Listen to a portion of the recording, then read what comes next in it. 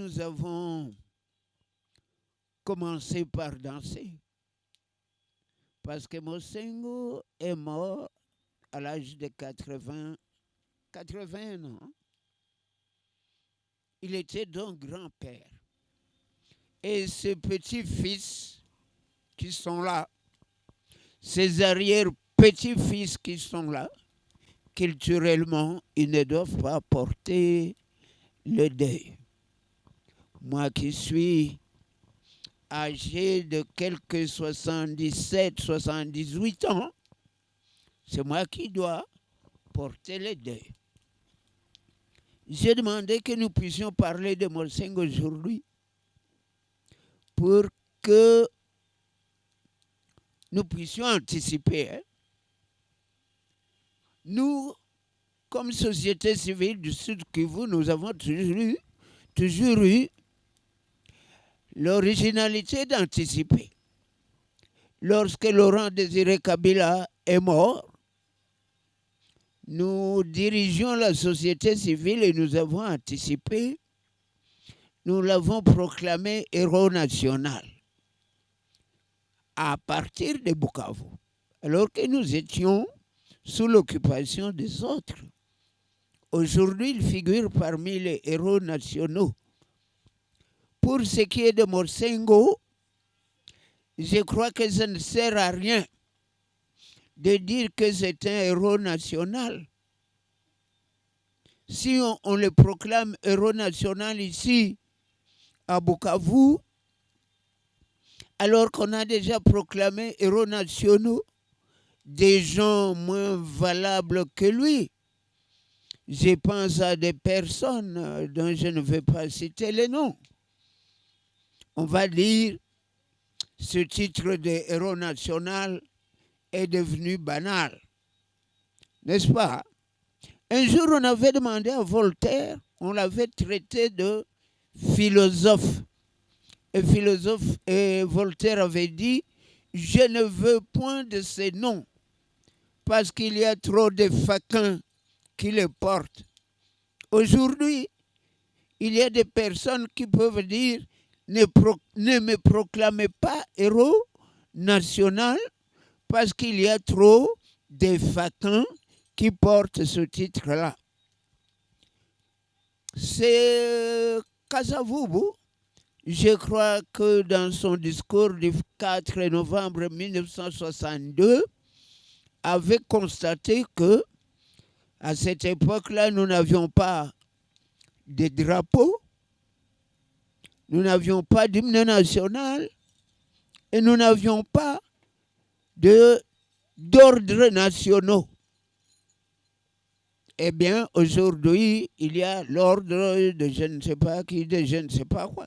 Dans quelle catégorie nous allons mettre Mosengo, je ne sais pas. Beaucoup de gens ne le connaissent pas. Moi, je le connais très bien. Pourquoi?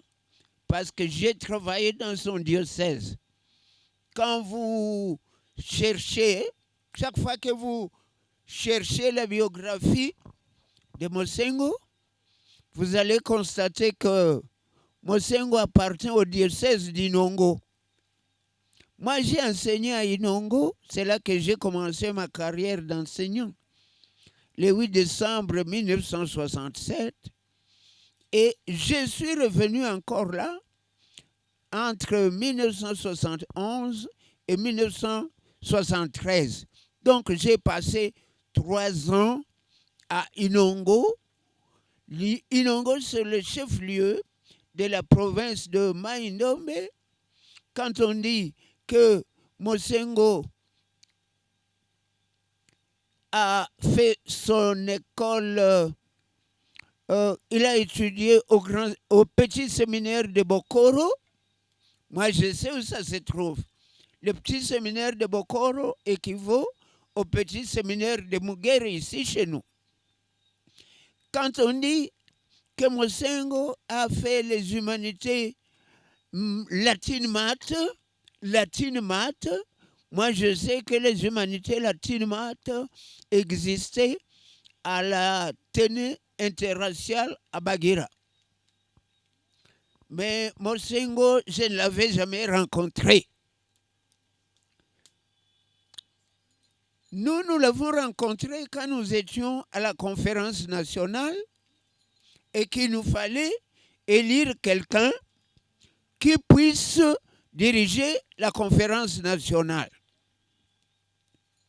La conférence nationale a été ouverte le 7 août 1991. C'était mercredi et c'était un jour d'anniversaire pour moi parce que moi j'ai fait mon anniversaire le 7 août. C'était un mercredi. Elle a été clôturée le 6 décembre 1992. Elle a duré 16 mois. Et pendant ces 16 mois, j'ai eu la chance de rencontrer Mosengo et de vivre avec lui. Qu'est-ce qu'il a été pour moi? Un compagnon de lutte et un allié. Si je suis encore en vie, c'est peut-être parce que Mosengo m'a sauvé la vie. Si Mosengo est devenu ce qu'il est, c'est peut-être aussi parce que nous, société civile de la République démocratique du Congo, plus principalement société civile du Sud Kivu, nous avons lutté pour qu'il soit le président de la conférence nationale souveraine. J'ai ici quelques photos. Nous allons en montrer quelques-unes.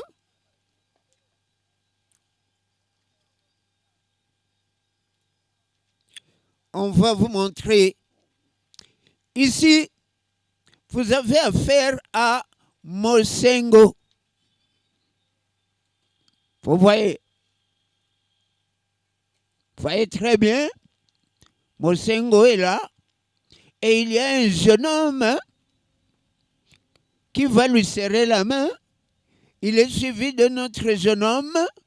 Ici, vous avez le président, le vice-président, le premier vice-président de la société civile du Sud Kivu, c'était moi.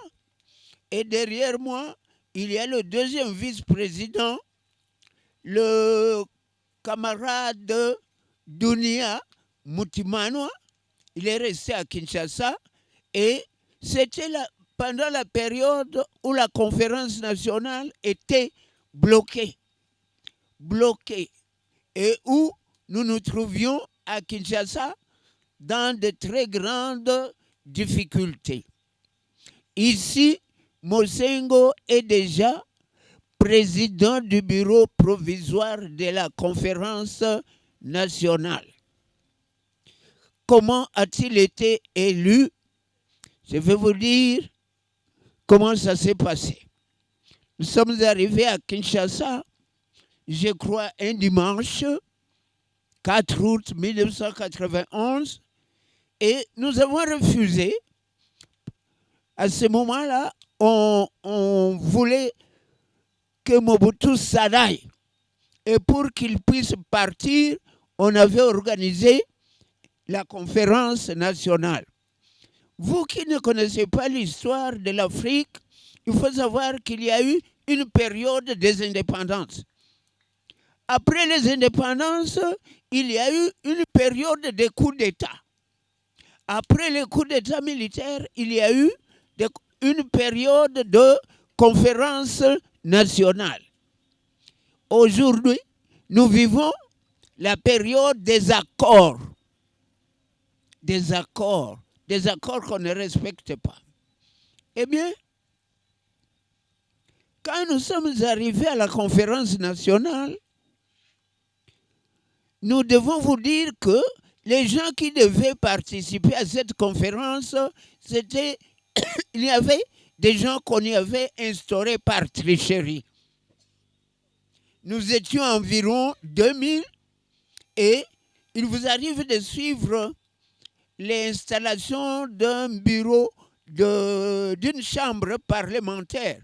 Quand ils arrivent là, ils disent, nous allons mettre un bureau provisoire et le bureau provisoire sera présidé par les plus âgés. Est-ce que vous avez vécu ça récemment? Boulambo? Quel Boulambo? Où? Où? Il était le plus âgé et qui a présidé le bureau provisoire du Sénat. Léon Mamboléo, parce qu'il était le plus âgé. Eh bien, si aujourd'hui on ne triche pas, mais sous Mobutu on trichait. Nous arrivons là, nous sommes nombreux, on cherche le conférencier le plus âgé. Et on prend un certain Isaac Kalonji Mutambai. Mais ce n'était pas le plus âgé. Le plus âgé, c'était un certain Kianfou. On cherche ce qu'on appelle les dauphins. Donc, les moins âgés, 3 personnes. Vous savez qui est-ce qu'on a pris? On a pris un jeune homme qui s'appelait Alain Wazabanga, qui appartenait à un parti dénommé Jeunesse républicaine. Et puis, on a pris une fille qui s'appelait Mwadi Kabongo. Mwadi Kabongo était étudiante à l'IPN. Un jour, elle voit des gens qui viennent la prendre, qui lui disent « Vous allez participer à la conférence nationale ». Quand nous l'avons verbalisé, elle ne savait pas, elle participait à cette conférence nationale dans le cadre de quel parti. Alain Wazabanga, on nous le présentait comme le président d'un parti qu'on appelait Jeunesse républicaine. Et le jour où on lui dit, chaque parti ici à la conférence nationale doit être représenté par 4 membres. Vous, en tant que président de Jeunesse républicaine, est-ce que vous pouvez désigner d'autres membres pour venir compléter votre délégation? Vous savez ce qu'Alain Wazabanga nous a répondu? Nous n'avons pas d'autres membres, messieurs. Et il était arrivé à la conférence nationale avec 5 macarons. Une preuve pour vous montrer qu'il avait triché. Alors, quand nous avons décidé de chasser tout ce qui était introduit dans cette conférence en trichant, un vendredi 20 septembre 1991, eh bien, nous avons invalidé le mandat de 98 personnes invitées par le gouvernement. Et nous n'avons gardé que 2. Moi, j'étais membre de la commission de vérification et de validation des mandats. Quand nous avons invalidé le mandat de ces 98 personnes, une dame ministre de la Justice, elle s'appelait Mouyabo Nkulu, et elle est venue et nous a dit, on voit, vous êtes fatigués. Et à chacun de nous, on a donné un carton d'argent. Un carton, je ne dis pas des liasses. Après qu'on ait donné à chacun de nous un carton d'argent, on nous a invités à aller manger. Après le repas, nous sommes entrés là, on nous a demandé de revoter pour valider les 98 membres là dont nous avons invalidé le mandat. Nous avons répété la même chose. Quand on citait et non, on dit par exemple Zézé, non, Tira, non. Et nous n'avons validé que le mandat de Monseigneur Kataliko et de Monseigneur Chibango. On est venu encore, on nous a donné à chacun un carton d'argent. C'était Mikomboso. C'était le billet de, je ne sais plus, c'était le billet sur lequel se trouvait le Maïch. Maïch. Oui, Maïch, c'est le chimpanzé de du parc Kaouzi Biega. Eh bien, nous avons encore refusé, malgré cette corruption-là, deuxième corruption, par un carton d'argent. Et chacun de nous a pris le carton d'argent, il est allé le remettre à sa délégation. Et nous avons dit au nôtre, nous avons refusé de valider les mandats de X et Y parce que ce sont des tricheurs. Vous aussi, faites en sorte que quand nous allons arriver en plénière, ne validez pas le mandat. Et c'est ainsi que ce vendredi-là, la plénière a invalidé ce mandat. Bon, c'est lui qui disait par exemple à Kalonji Mutambai, papa, on a dit qu'aujourd'hui il n'y a pas d'émotion. Hein? Et Kalonji Mutambai qui disait, aujourd'hui il n'y a pas d'émotion. Bon. Finalement, pour faire élire Mosengo, vous savez où Mosengo se trouvait? Il était évêque à Kisangani. On dit, personne ne peut être élu président du bureau provisoire s'il n'est pas ici à Kinshasa physiquement, s'il n'est pas dans cette salle. Alors, qu'est-ce que Mobutu fait? Il fait annuler tous les vols qui se rendaient vers Kisangani, les vols d'Air Zaïre. Et donc, Mosengo ne pouvait pas quitter Kisangani et arriver à Kinshasa. Comment Mosengo va-t-il arriver à Kinshasa? Quelqu'un qu'on appelle Pai Pierre. Il avait une compagnie d'aviation qu'on appelle Temka. Un avion de Temka a quitté Beni. Il est allé prendre Mosengo à Kisangani. Et l'a déposé à Brazzaville, le jour de l'élection. Il a déposé à Brazzaville. À partir de Brazzaville, Mosengo a traversé le fleuve. Il est entré au centre interdiocésain. Et de là, tout ce que nous avions comme délégués gaillards sont allés le prendre et ils l'ont amené dans la grande salle là que vous voyez. Et c'est comme ça que nous avons pu le faire élire comme président du bureau provisoire. Mais quand il est élu président du bureau provisoire avec la complicité, on peut appeler ça la complicité de Mungulu Diaka, Mobutu décide de révoquer Mungulu Diaka et de nommer maintenant comme premier ministre Nguns Karlibond. Et c'est Nguns Karlibond qui va, le 19 janvier 1992, dire que la conférence nationale est bloquée. Ferdinand était président du PDC et cela, on dit, nous n'allons pas appliquer cette histoire-là. Avec l'appui du colonel Opango, tous les non-originaires sont restés ici.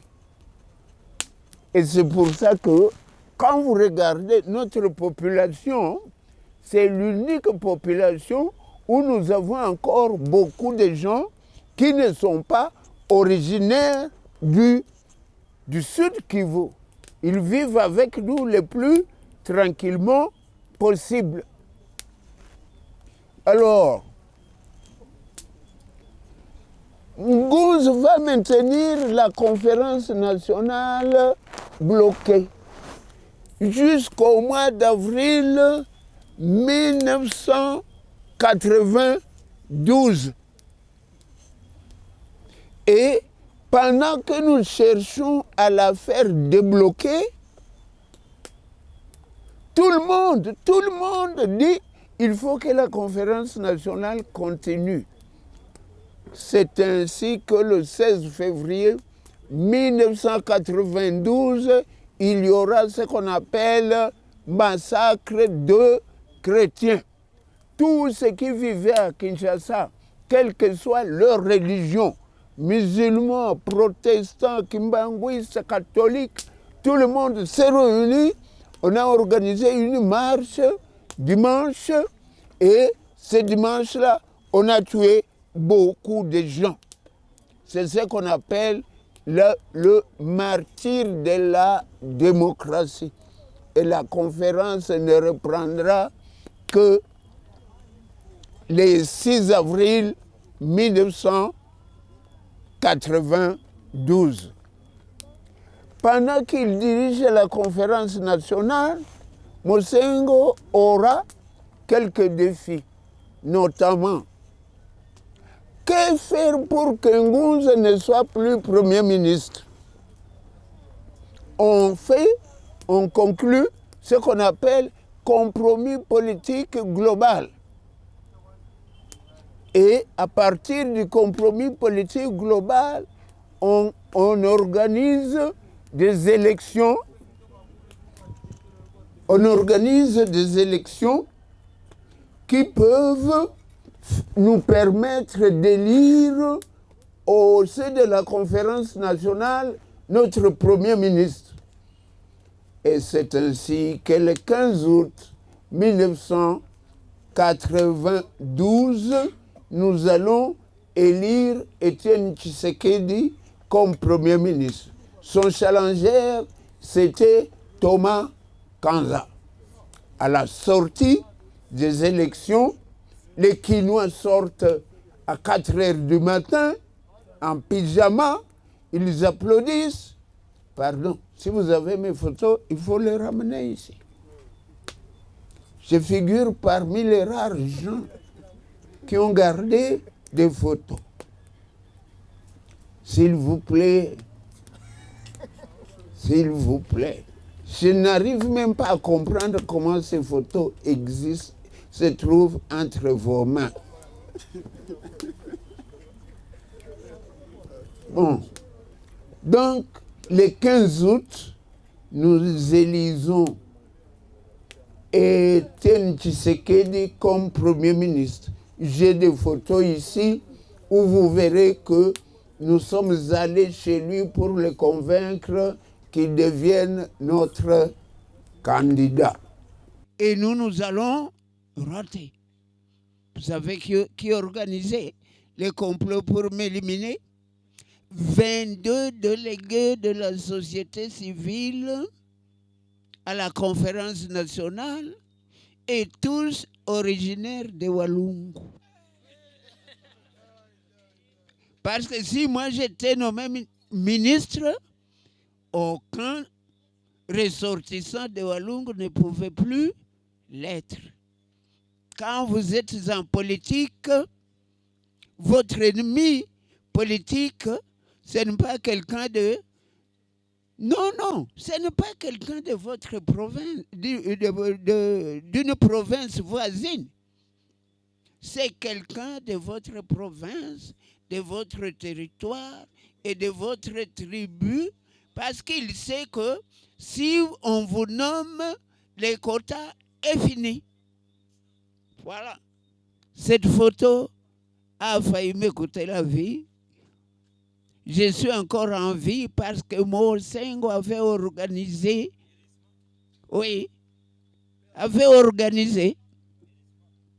J'ai une autre photo, celle-ci, c'est toujours avec Tshisekedi. Pour qu'il soit élu Premier ministre à la conférence nationale, nous avons organisé ce qu'on appelait dynamique de la conférence nationale souveraine. Et nous étions membres, et vous allez le voir là, n'est-ce pas? Au milieu, nous avons organisé ça. Tout cela a failli nous coûter ce qu'on appelle la vie. Oui. Puisqu'il y a un autre mort,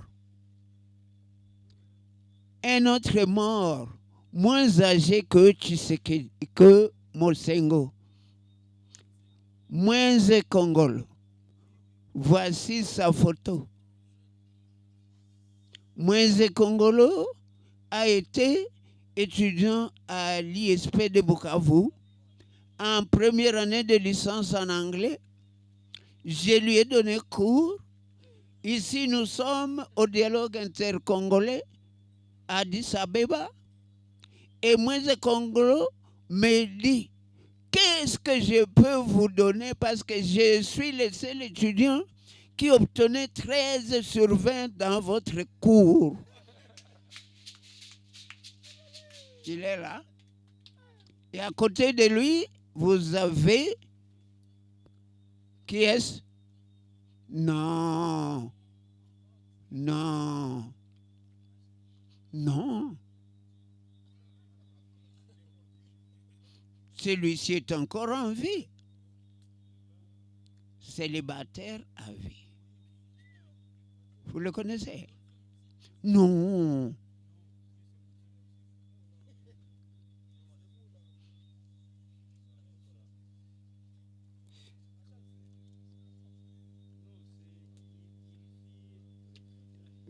Il était directeur du bureau du président. Oui. Comment il s'appelle encore? C'est un MTT là qui a un nom bizarre. Attends, ça va arriver.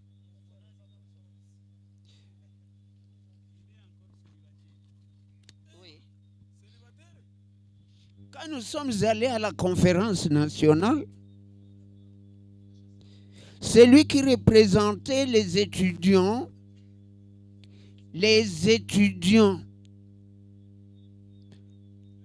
du Sud Kivu. C'est lui qui représentait les étudiants du Sud Kivu, de l'ISP. C'est Kasereka. Oui. Aujourd'hui, si vous n'êtes pas Mouchi ou Mourega, vous ne pouvez plus être Pépé. C'est pour vous montrer que les mentalités ont régressé. C'est celui-là qui représentait les étudiants de l'ISP Bukavu à la conférence nationale. Ici, vous avez la délégation de tous les étudiants du Zaïre à la conférence nationale. Ils s'aimaient tendrement et ils avaient opté pour l'enseignement élitiste. C'est le texte de l'interview que nous avons ici. On interviewe Kasereka et il dit aux gens, nous avons opté pour l'enseignement élitiste. Aujourd'hui, nous ne savons plus quel type d'enseignement nous avons. Quelqu'un qui s'est dit licencié en psychologie du travail d'une université locale vient me déposer les drafts de son livre et nous demande de le publier. Et il dit qu'il est conseiller, je ne sais pas où, et conseiller se termine avec un accent aigu. Mais il est licencié en psychologie du travail. Bon. J'ai ici quelques journaux que nous avons ramenés de la conférence nationale. Quand je suis rentré de la conférence nationale, j'avais 90 kilos d'excédents, documents. Les autres s'étaient moqués de moi parce qu'ils avaient ramené à cette époque ce qu'on appelle chaîne musicale. Quelle est la valeur aujourd'hui d'une chaîne musicale? Rien. Mais la valeur de ce journal. Par exemple, là, vous avez qui a tué Bokana. On peut comme cela voir les potentiels. Mobutu a peur pour rien. Vous voyez? Kamitatu dans tous les coups. Vous voyez? Il est temps que le pays soit gouverné. Est-ce que vous savez ce qui se passe aujourd'hui? Le problème de notre pays, absence de l'autorité de l'État sur toute l'étendue du pays. Il est temps que le pays soit gouverné. Quand Mobutu a cessé d'être le père de la nation, le pays a cessé d'être gouverné jusqu'aujourd'hui. Oui, plus personne ne peut donner l'ordre pour que tout le monde obéisse. Les camouflés de Mosengo. Et vous avez là ce qu'on appelle 31 juillet, le brouillard. Et puis, ce qu'on appelle les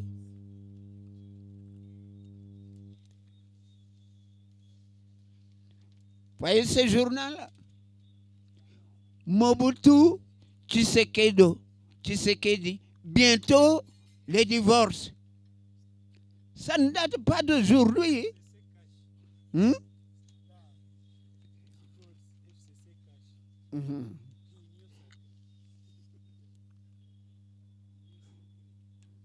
Voyez ça. Voyez, hein? La provocation. Quel est le titre qui est mis en exergue? Qui a coupé la tête à Diangenda? Vous connaissez Diangenda? Eh bien, quand sa dépouille mortelle est rentrée à Kinshasa, et quand on a cherché à l'enterrer, on a constaté que le cadavre n'avait pas de tête. Comment la conférence nationale va se terminer? Elle va se terminer en queue de poisson. En queue de poisson. Pourquoi? Quand nous terminons la conférence nationale, Tshisekedi n'est plus Premier ministre. Quand nous terminons la conférence nationale, Mobutu est président. Mais Tshisekedi n'est plus Premier ministre.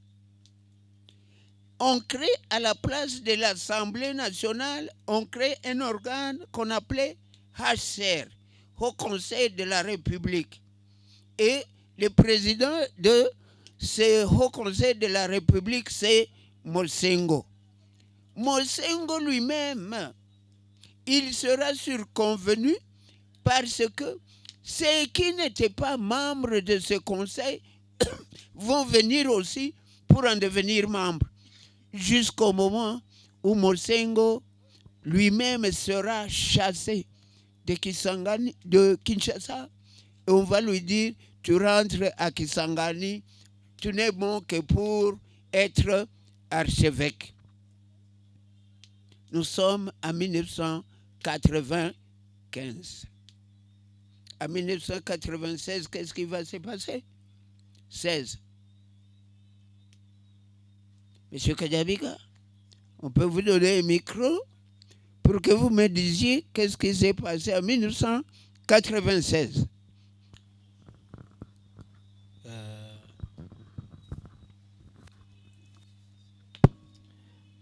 Si ma mémoire est fidèle, en 1996, c'était la guerre de libération du Congo. AFDEL. AFDEL, voilà. C'est bien.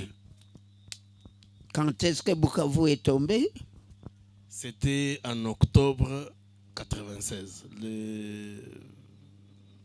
Mardi 29 octobre 1996. Quels sont les événements les plus saillants à ce moment-là? Le général est laissé, envoyé ici. Nous sommes dans ce qu'on appelle état de siège. Il s'est trouvé à l'hôtel Bodega. Il était en train de procéder à la remise et reprise. Il avait son béret rouge sur la table quand on lui a dit que les envahisseurs se trouvent au niveau de ce que nous appelons aujourd'hui place de la paix. Alors, qu'est-ce qu'il a fait? Il a fui. Il a laissé les bérets rouges sur la table et le revolver et il est parti à pied jusqu'à Kisangani. Nous vous signalons en passant que la famille Zioulou a quitté ce quartier et elle est arrivée à pied jusqu'à Kisangani. Les Zioulou que vous voyez là. Bon. En 1998, qu'est-ce qui s'est passé? Kajabika, vous pouvez aider. En 1998, c'est l'avènement du RCD. Le RCD. Qu'est-ce qu'on appelle guerre de 6 jours?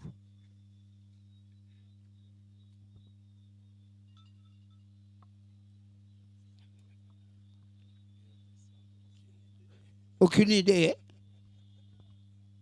Le RCD a commencé le 2 août 1998. Le président, il s'appelait Wamba Diawamba. Wamba Diawamba constate qu'on lui a appris, c'est ce qu'il m'avait dit, on lui a appris 22 façons de tuer un homme. Et il dit, apprenez-moi aussi 22 façons de sauver un homme.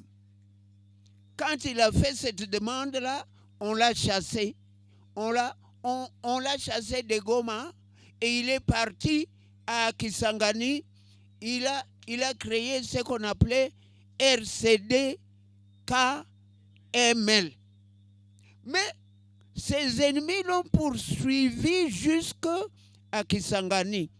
Donc lui, il a pris comme appui des mercenaires ougandais et il est allé s'installer à Kisangani. Les autres qui étaient restés à Goma, ils ont pris comme appui des mercenaires rwandais. Et ces mercenaires rwandais ont décidé d'aller attaquer Wamba Diawamba à Kisangani. C'est ce qu'on appelle la guerre des 6 jours. À cette époque, Monseigneur Mosengo se trouve dans son diocèse. Vous savez comment ça s'est passé? Eh bien, il nous a raconté ça.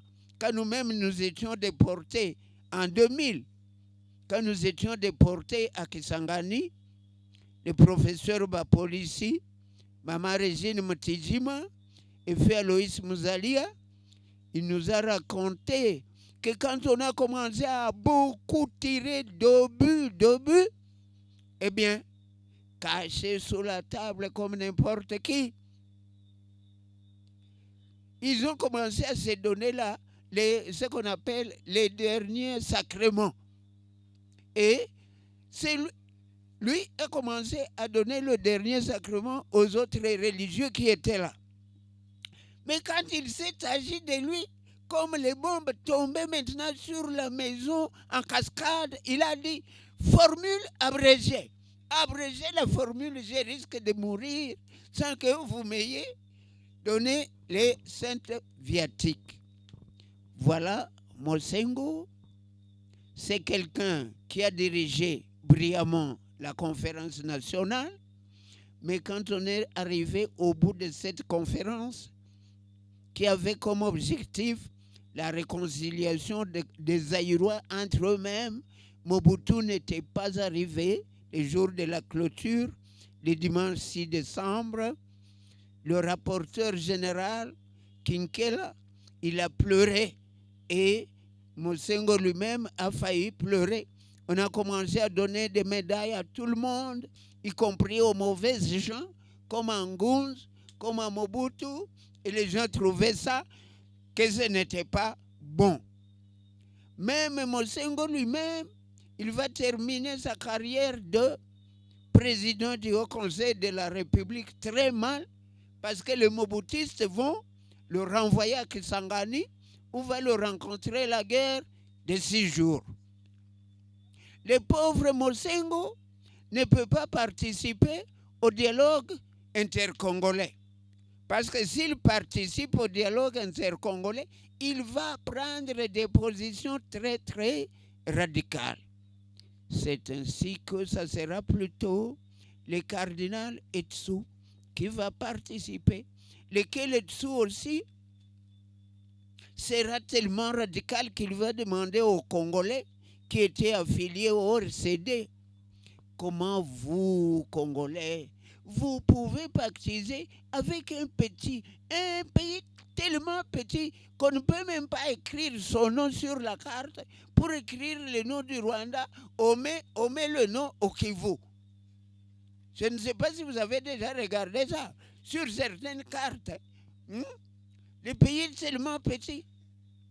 Alors, le cardinal Etsu a dit tout ça et il a commencé à pleurer. Au dialogue intercongolais, nous sommes à Sun City.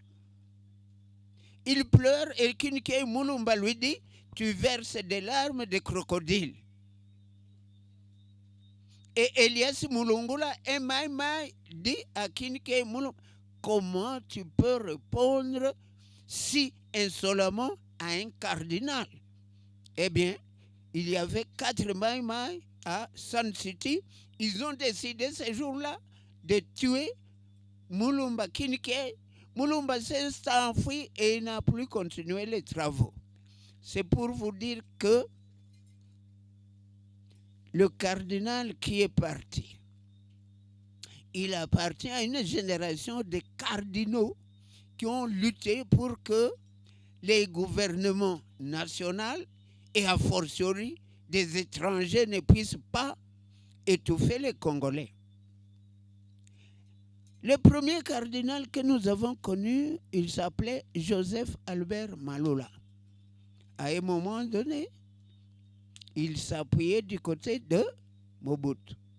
Je vous ai dit que le jour où Mama Yemo était morte, Malula avait célébré la messe et il avait dit « Je suis sûr qu'elle est au ciel ».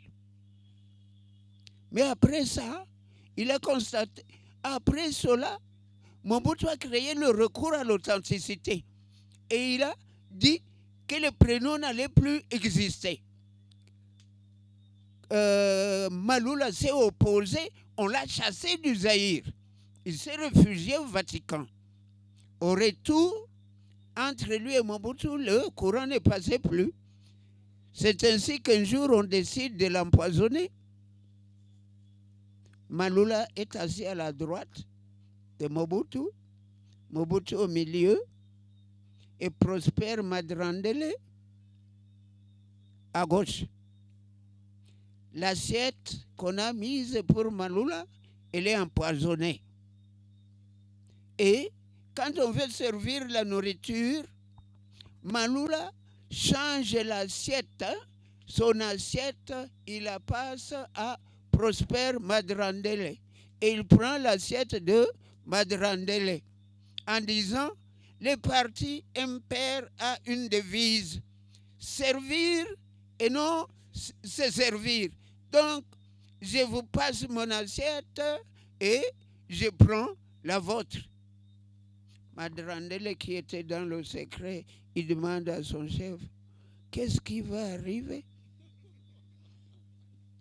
Et Mobutu lui dit, Lia kaka, nakosala nyonso. C'est comme ça que Madrandele va mourir à l'université de Lubumbashi. Il était parti là faire une conférence et après la conférence, il dort dans une chambre d'hôtel et ne se lève pas. Ça s'appelle dans l'histoire du Congo le madrandelisme. Dormir seul dans une chambre d'hôtel, si quelque chose vous arrive, personne ne viendra, c'est le madrandelisme. On dit souvent que la vie est un combat, un champ de bataille où si tu ne bats pas, toi, on te bat. Pour ceux qui n'ont pas de force, ils se contentent de faire le larbin, les bottes des autres, ils brossent. On les traite souvent de faibles, oubliant que c'est leur combat. C'est peut-être un champ de bataille, mais à chacun son adversaire à sa taille. On dit souvent que la vie appartient à ceux qui se lèvent tôt. Et si tu dors une minute de plus, tu perds, c'est une minute de trop. Pour ceux qui aiment rêver, Il reste au lit, oubliant que cela ne donne pas de brevet. Mais est-il vrai qu'un brevet donne à manger? Vous rappelez-vous de ce jour-là où vous disiez à votre mère que vous iriez au-delà, genre « Maman, c'est moi qui t'amènera en Europe. Je te payerai une voiture et tu n'auras plus à t'inquiéter pour les factures. Je serai millionnaire. » Ah non, plutôt milliardaire. Je t'offrirai une villa. Dans cette villa, je t'amènerai voyager ça et là et tu n'auras plus à t'inquiéter pour tes voisines et leur blabla.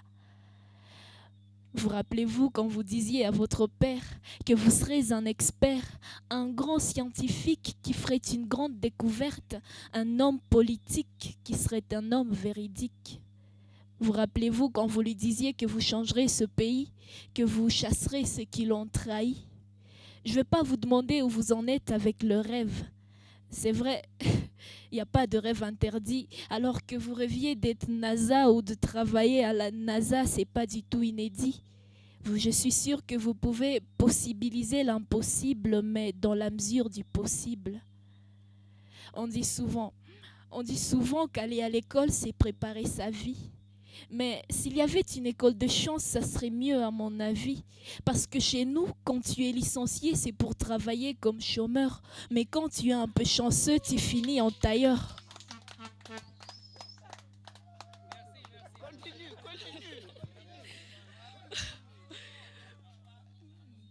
Chez nous, quand tu es licencié, c'est pour travailler comme chômeur. Mais quand tu es un peu chanceux, tu finis en tailleur. Chez nous, l'école est impérative, bien qu'elle devienne à la fin facultative. On ne cherche pas la connaissance, seulement les papiers. On cherche plutôt les connaissances, parce que chez nous, on dit connaissance inachine de licence.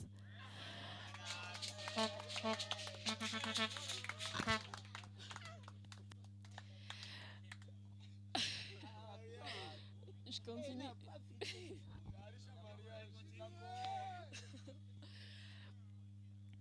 On dit souvent qui ne risque rien n'a rien, alors soyez pas un vaurien. Moi, je vous dis que si les autres bossent dur, nous, on doit bosser très dur. Parce que chez nous, ce sont seulement ceux qui étudient le plus ou beaucoup plus qui se font remarquer, qui se voient. Mais ceux qui se font marquer ne se voient pas. Alors, on dit souvent qui ne risque rien n'a rien, alors soyez pas un vaurien. Nous qui avons nos bouches, allons parler, parler pour éduquer, parler pour abdiquer, et vous qui écoutez, pensez, agissez. Merci.